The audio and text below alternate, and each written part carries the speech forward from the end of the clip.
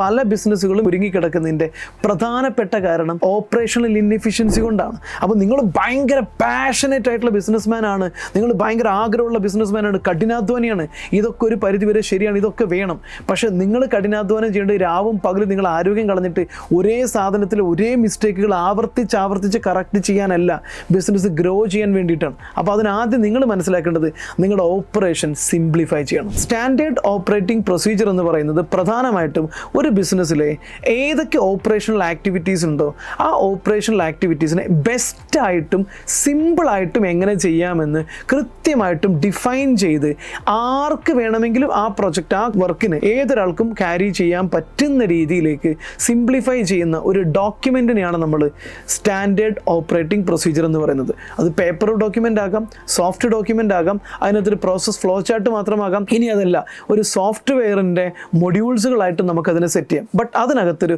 Flow ഉണ്ടായിരിക്കണം. അതെങ്ങനെയാണ് ചെയ്യേണ്ടതെന്ന് അതിനകത്ത് കൃത്യമായിട്ടും ഡിഫൈൻഡ് ആയിരിക്കണം. അത് ബേസ് ചെയ്തുള്ള ട്രെയിനിങ് കൊടുക്കണം. അപ്പോൾ ഏതൊരാൾ ആ ജോലി ചെയ്ത് കഴിഞ്ഞാലും ആ റിസൾട്ട് കിട്ടും.